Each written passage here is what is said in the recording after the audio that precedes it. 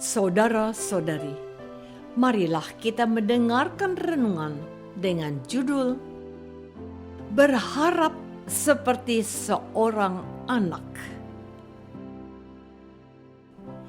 yang berdasarkan pada Injil Matius bab 19 ayat 14.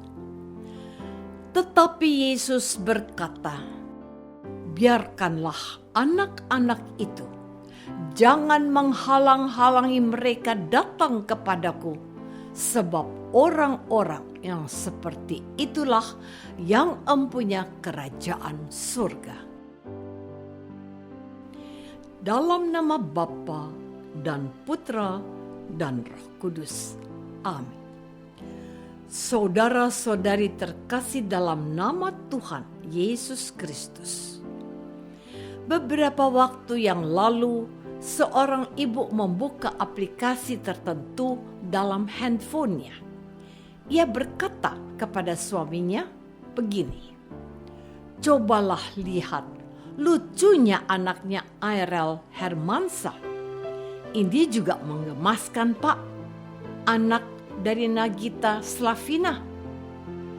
Harus diakui, anak-anak balita itu dapat menarik perhatian beberapa orang, terutama kaum hawa.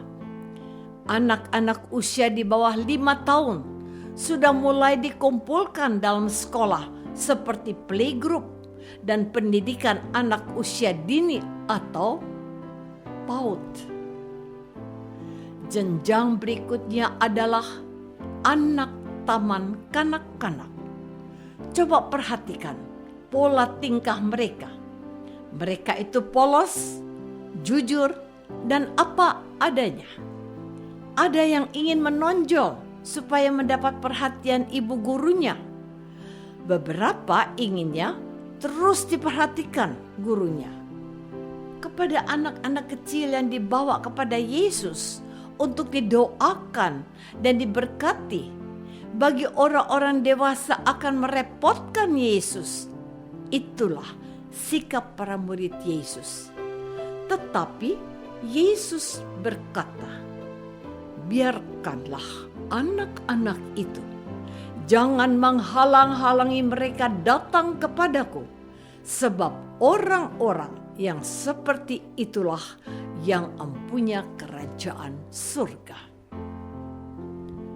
Saudara-saudari terkasih, anak-anak kecil yang lucu, polos, jujur, dan apa adanya bagi Yesus adalah gambaran yang seharusnya dimiliki oleh orang-orang dewasa seperti para muridnya juga. Setiap orang yang mau mengikuti Yesus harus datang kepada Yesus dengan segala keberadaannya. Tidak perlu takut, tidak perlu malu, dan juga tidak perlu ada kekhawatiran akan dimarahi Yesus atau bahkan ditolak. Orang-orang yang mulai terpesona pada Yesus jangan dihalangi atau dimarahi. Mereka itu adalah pribadi-pribadi suci yang tak memiliki kepentingan khusus selain ingin bertemu dengan Yesus, menyentuh Yesus, dan diberkati serta didoakan oleh Yesus. Kehadiran anak-anak kecil itu menjadi kesempatan bagi Tuhan Yesus untuk mendidik para muridnya yang tidak suka dan merasa terganggu oleh kehadiran mereka. Para murid harus belajar dari anak-anak kecil itu untuk menggapai dan meraih kerajaan surga. Mereka harus memberanikan diri untuk menemui Yesus dan membiarkan Yesus melakukan apa saja yang dianggapnya baik. Seperti anak-anak yang suka mendengarkan cerita dari gurunya. Seorang murid Yesus juga harus memiliki telinga yang siap mendengarkan. Mereka juga harus seperti anak-anak yang menantikan berkat dan urapan tangan Yesus.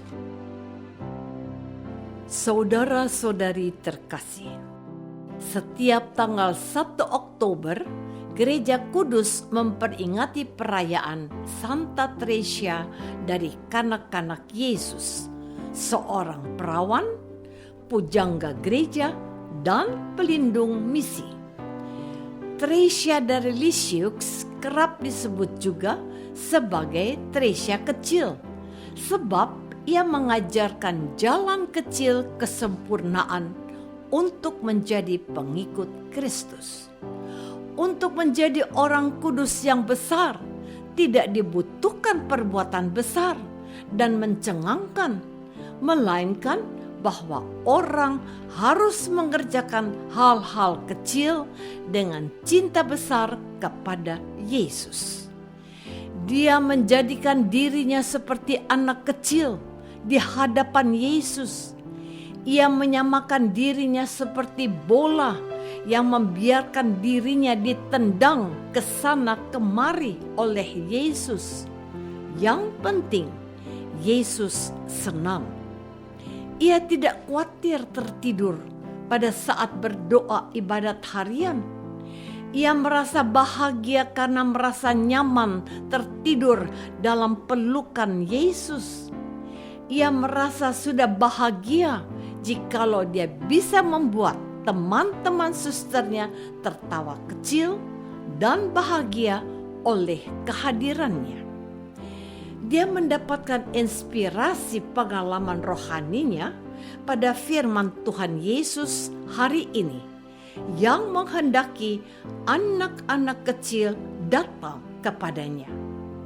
Apapun yang menjadi persoalannya, diceritakannya kepada Yesus dengan kemanjaan seorang anak kepada bapaknya.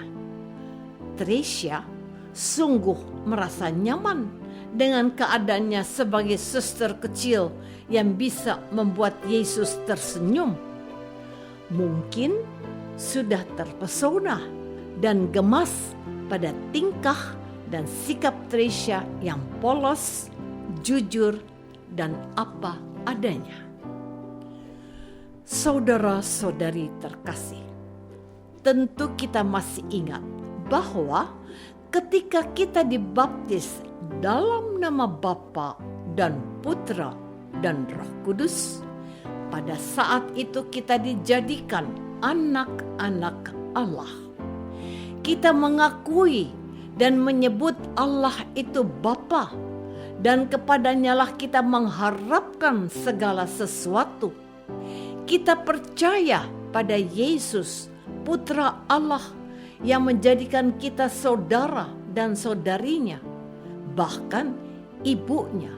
Kalau kita mendengarkan dan melaksanakan firman-Nya, kita juga percaya akan Roh Kudus yang berasal dari Bapa dan Putra, yang menyertai kita untuk memahami kehendak Allah dan memampukan kita setia kepada Allah Tritunggal yang Maha Kudus. Intinya kita semua yang dibaptis dan percaya adalah anak-anak di hadapan Allah yang menghendaki semua orang selamat oleh Yesus Kristus yang telah datang, menderita, wafat, dan bangkit kembali dari mati pada hari ketiga. Maka menjadi seorang Kristen itu sebenarnya tidak sulit. Kita perlu menghayati kekanakan kita di hadapan Allah yang harus menjadi andalan kita. Kita ini anak-anak yang lemah, miskin, dan tak berdaya. Dengan mengandalkan Bapa sebagai seorang anak, kita akan memperoleh apa yang kita minta kepadanya. Bahkan, Ia akan memberikan kita Roh Kudus yang akan menguduskan dan menyempurnakan kita. Apakah aku sudah menyadari bahwa aku ini anak-anak Allah? Apakah aku mengandalkan kebaikan Allah dalam menjalankan hidupku di dunia ini? Marilah kita berdoa. Bapa yang Maha Baik, betapa bahagianya kami karena Kau jadikan anak-Mu dan saudara oleh Yesus Kristus. Berilah kami kerendahan hati dan sikap hormat kepadamu dan mengandalkan Engkau saja. Demi Kristus Tuhan kami. Amin. Semoga kita semua selalu dinaungi dan dibimbing oleh berkat Allah yang Maha Kuasa, Bapa dan Putra dan Roh Kudus. Amin.